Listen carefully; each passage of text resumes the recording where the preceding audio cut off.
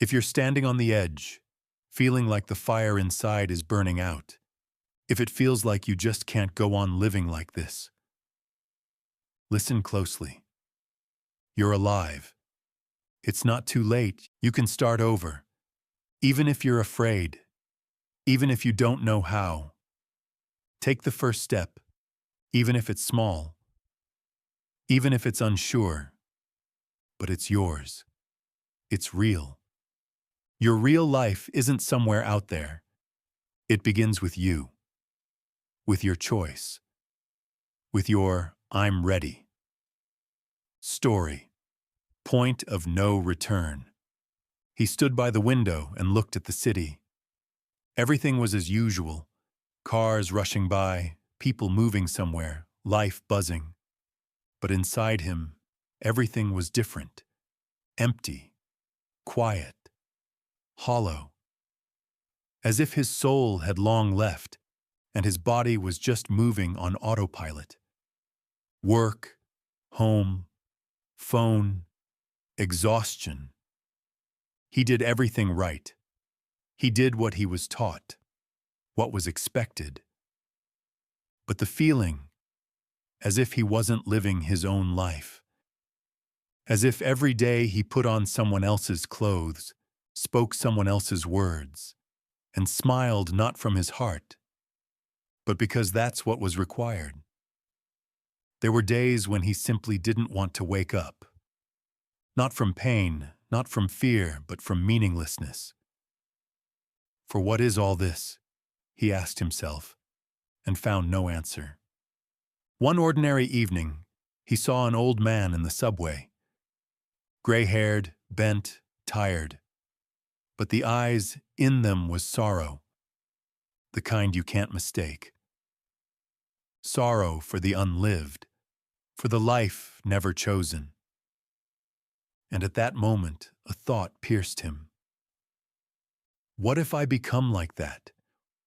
What if I don't change anything, I'll just grow old, never truly having lived? That became his point of no return. He went home, sat on the floor, and for the first time in years, didn't turn on music, didn't open his phone, didn't run to work. He stayed alone with himself. And for the first time, he didn't turn away from what he felt. He looked into the eyes of his fear. Fear that he'd missed life. Fear that it was too late. Fear that he was nobody. But do you know what he realized? He was still alive, which means it's still possible to change something. He started small, with simple no's. No to people who pulled him down. No to things that drained his energy. No to the voice in his head whispering he can't do it. And then came the yeses. Yes to morning walks alone with himself. Yes to a dream he'd buried long ago.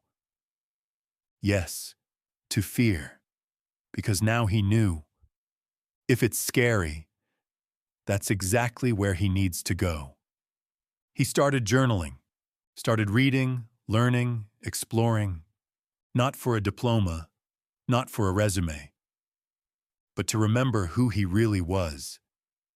He began asking himself questions. What makes me feel alive? What stops my heart? Why am I still postponing my real life?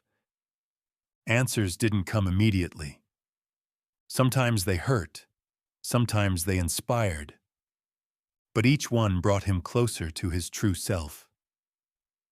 And suddenly he noticed he had become different. Not perfect, not invincible, but real. He started fearing mistakes less because he understood mistakes are experience, not a verdict. He began noticing beauty in simple things. In the morning sunlight, the smell of coffee, deep conversations. He began living. And then something unexpected happened. People around him began to change.